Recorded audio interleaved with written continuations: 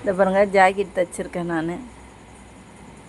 இந்த ஜாக்கெட்டை ஏன் உங்களுக்கெல்லாம் காட்டுறேன்னா, இப்போ எனக்கு அண்ணன் தம்பி உதவி இல்லை, அப்பா உதவி இல்லை, யார் உதவியும் கிடையாது. எங்கள் வீட்டுக்காரர் இறந்த ஒன்றும் இந்த தொழிலை நான் கற்றுக்கினேன். இந்த தொழில் தான் எனக்கு கை கொடுத்தது. எங்கள் அப்பன் துணையோட, எங்கள் அப்பன் ஈசன் துணையோட நான் இந்த தொழில் எக்ஸ்போர்ட்டில் எவ்வளோ எக்ஸ்போர்ட்டில் வேலை செஞ்சேன். நான் ஓவர்லாக் போடுவேன், டபுள் நெடிங் போடுவேன், கன்சை போடுவேன், நான் ஃபீடர் பம்ப் போடுவேன், எல்லாமே போடுவேன் நான். அப்போ போடும்போது நான் எவ்வளோ தன்னம்பிக்கையாக நான் செஞ்சுருக்க பாருங்களேன்.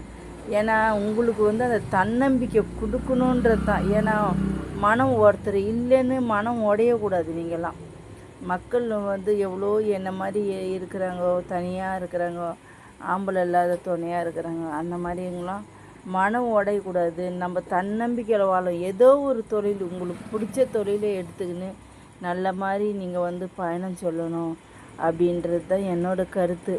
ஏன்னா நான் அவ்வளோ போராட்டங்களை சந்தித்தேன். நான் ஐயன் அப்பயே எனக்கு சாவா வாழ்வேன்னு ஐயன் கூப்பிட்டுக்கினாரு. இருந்தாலும் அதுக்குன்னு ஐயன் கூப்பிட்டுக்கினாருன்னு நான் சாமியாராக போக முடியாதுல்ல.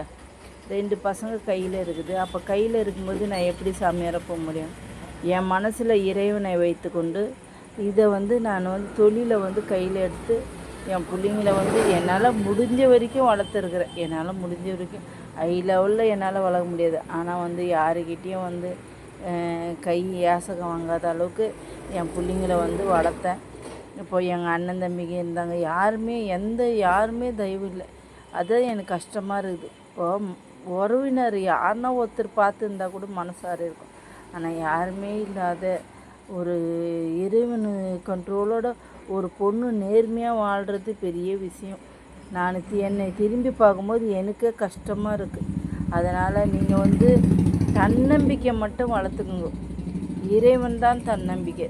இறைவன் அருளை பெற்று நீங்கள் தன்னம்பிக்கையாக வாழணும்.